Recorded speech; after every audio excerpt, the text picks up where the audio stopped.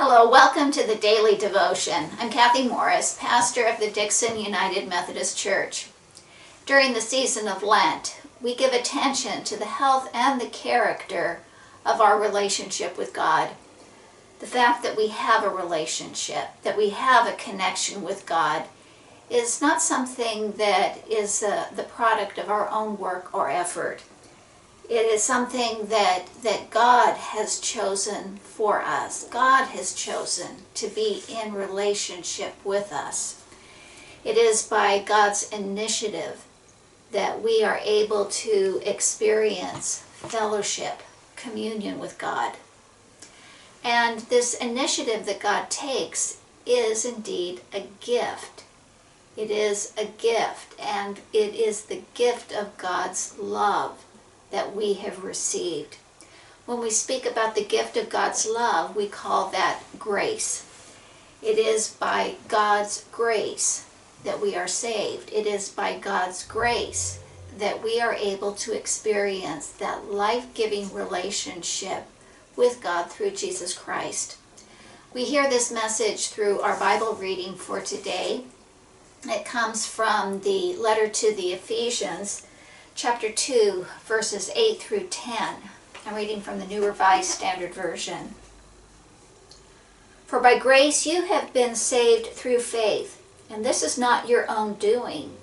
It is the gift of God, not the result of works, so that no one may boast.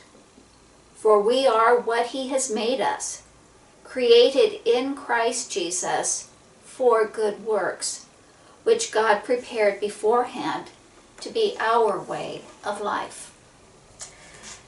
God's grace in Jesus Christ has been given to us. It has been given to us as a gift, but we are not meant to hold that gift passively. Grace is a transformative power at work within us, such that every dimension of our lives becomes activated. God's grace produces good works through us, such that we in our daily lives become agents of God's grace. In the season of Lent, we need to pray for the gift of God's grace. Our prayers express our willingness to be agents of God's grace with others. There is a prayer that comes from a prayer book that was developed in 1558, the Sarum Primer. It is from this prayer book that we receive a prayer that has become familiar to many people. God be in my head and in my understanding. God be in my eyes and in my looking. God be in my mouth and in my speaking. God be in my heart and in my thinking. God be at my end and at my departing. For a prayer exercise, what I'd like to suggest that you do is to write this prayer into your prayer journal.